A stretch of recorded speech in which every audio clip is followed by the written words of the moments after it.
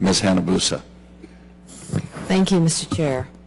Mr. Secretary, one of the most intriguing things that I've learned, and as you know, I'm a freshman coming in, is the fact that in the building of the F-35, we actually have 9 allies who are participating with us in that construction and technology. And you know, I had never even envisioned that we would be doing something like that. Having said that, on page 6 of your report to us, you talk about the budget seeking to leverage strong relationships with allies and partners, including the development of new partners. So this seems to tell me that the Air Force of the future may not be as we envision it. So can you first tell me what is meant by the leveraging of the strong relationships, and in addition to that, how is that going to then affect what we may look at the Air Force into the future?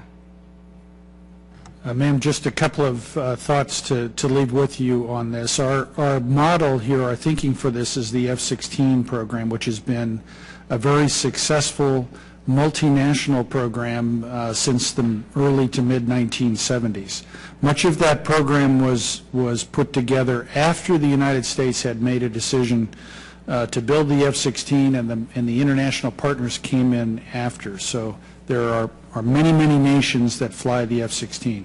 This provides for interoperability in operations. It provides for more efficient logistics and worldwide access to logistics as we collaborate with partners on availability in the supply chain and such. And I think from an operation, I'll let the Chief speak to the operational point, but on the F-35 program, we're doing that work up front. So the partners are more involved earlier, and they're participating in the development as well. So we are sharing the cost in that work.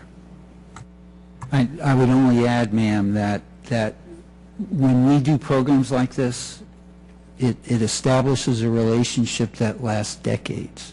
In the case of the F-16, it'll be 40 years with the allies who have flown the F-16. Same thing is true with the F-15 C-130J, or you know, the C-130 is the same thing. Establishing these relationships, these professional relationships with counterpart air forces, is important to us for both professional reasons, for our ability to influence others' thinking, for the potential of gaining access in areas that where the military-to-military relationship can be beneficial. All of these things revolve around common equipment. I understand that what was unique about the F-35 is that we were doing it right up front as we were developing it, because you hear people like, for example, representatives of Taiwan coming in saying, we want you to sell us the F-16 or whatever it is that they're looking for, versus now that you have it up front with F-35, I assume that in the development of that relationship, the military-to-military relationship, we've already defined who will then buy or who will have access to the jet with whatever kinds of components in it, because I can't imagine we're sharing everything. But I guess the long-term effect is this our way of holding our allies close? And then if we're going to ever, unfortunately, enter another theater, we would be able to rely on them because of this relationship? Is this a way we're playing well together, so to speak? I think that clearly there is a process within the government to make decisions about what to export, who to partner with, and so on and so forth. And there's certainly congressional involvement in that process. But a key thing here is that, yes, it is certainly my experience over many years that the relationships that we have created when I was a captain, there are still people serving in other air forces. They all have gray hair now, but these kinds of things are profoundly important, and they do influence the thinking when we can offer best military advice of our civilian masters.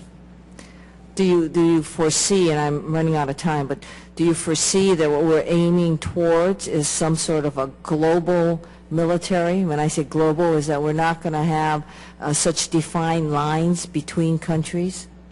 Ma'am, I think sovereignty will always be primary.